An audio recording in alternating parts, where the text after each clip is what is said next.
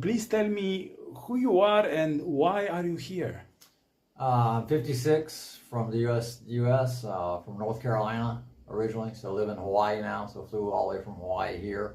So the question as far as why I'm here, to me, you know, a lot of the other conflicts are gray, but this conflict is definitely black and white. This is about good versus evil.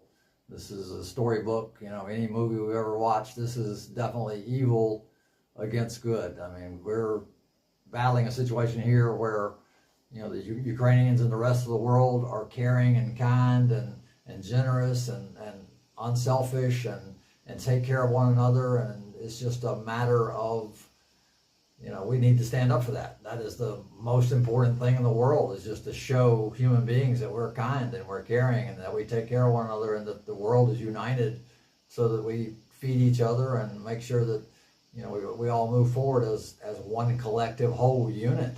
So, you know, we feel the pain of one country's failure and their conflicts, and we enjoy the successes of other countries that are doing good, and we all work together. And for some reason, Russia does not grasp this concept that we're all one unit, and we have to get along and work together and be normal human beings. This is 2022. We have to work together. It seems asinine that we have a leader in a country that does not understand the concept of being unselfish and being generous and being kind and just the basic moral values that are required by human beings these days. It blows my mind. And what are you doing here in Ukraine? My initial goal was to come and fight. I think, you know, everybody around the globe should be motivated to come here and support the Ukrainians and support the army, no matter what gender, age, anything. Everybody should be here supporting the army. But I'm 56, so initially they were like, well, I have no military experience, so they're like, you're not an ideal candidate. So they said, not right this minute. So plan B was to come here to Kyiv and promote getting more people here. You know, we need thousands and thousands and thousands of people here fighting with the Ukrainians. We need, you know, we've got 190 countries around the world, and we need thousands from all of them. If the governments will not send their official military, then we civilians have to pick up the torch and make this thing happen. And we've gotten some wonderful people here, but it's a small fraction of the number that should be here. If we have 5,000, you know, to 10,000 people here fighting, you know, that is just a minuscule amount of the 5 billion people on the globe. You know, we need everyone here fighting. That's why I'm in Kyiv. So every project that I promote is about getting people here to support the Ukrainians. We were at a critical juncture in this war where we are sitting on the fence as far as whether good or evil is going to win. You know, right now we're looking at a situation where the world is waning and it's thinking that this is important or not. And we're at a point where, you know, all right, are we going to stand for humanity, for human rights, for everything that is good with the world?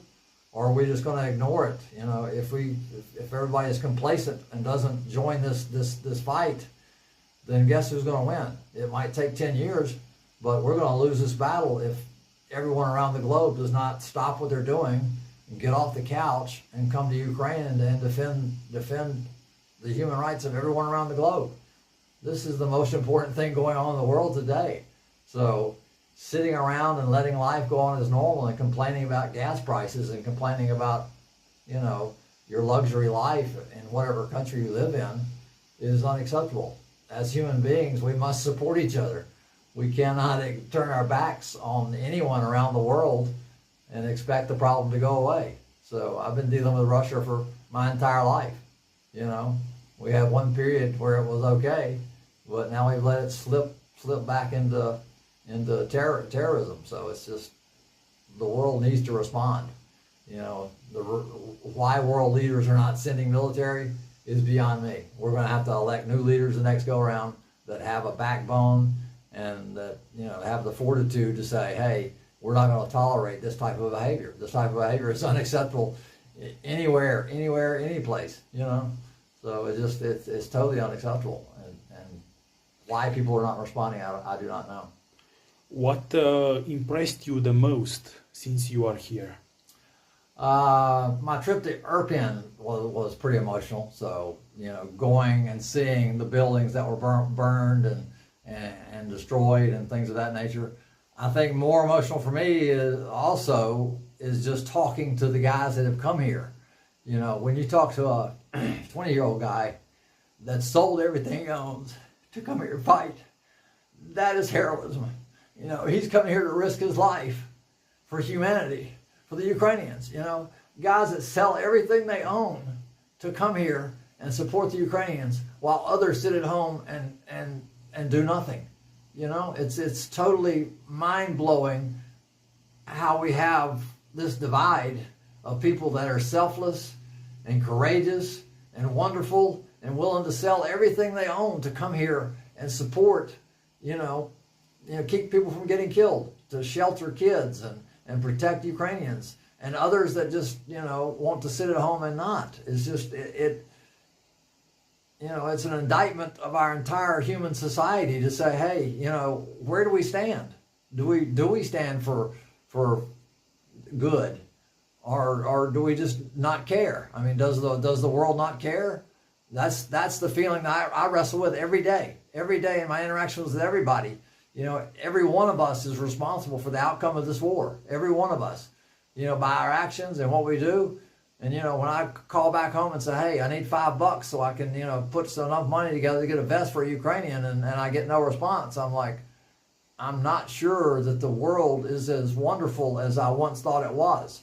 I had thought that everyone would respond, very generously and unselfishly, and you don't have to come, but, if I ask for $5 to buy a vest to save a Ukrainian life, it seems like that would be a no-brainer, but I increasingly get more disappointed in humanity, and I'm beginning to question whether or not we're going to end up on the right side of this equation.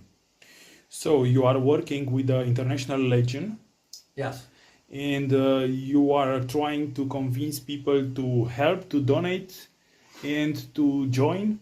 Yeah. My final question is, what would you say to the people in order to convince them to join the International Legion, or to donate for it, or to be involved in the humanitarian aid to Ukraine? Right.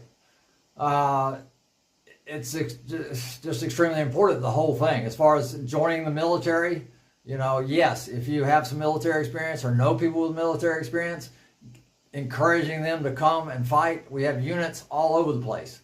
So, there were some leadership issues initially, but we've got so many units available to us: Georgian, Crimean, Ukrainian, Territorial Defense, Foreign Legion. We have, so many paramilitary groups. I put a 74-year-old Japanese guy in a unit. So, we have girls in units. So we have two girls that are in the unit up the street. So any gender, any age, any skill level to no skill level.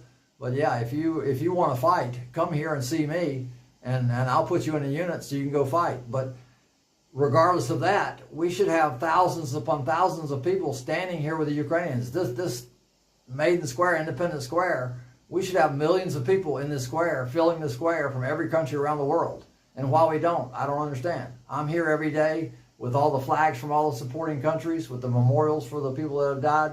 And, I've had several people come, but just a handful, So it blows my mind that I'm standing here alone without thousands of people from every country, from Asia, from Africa, from Australia, from Canada, from everywhere in South America, every place. Europe. Europe, everywhere. We need everybody here.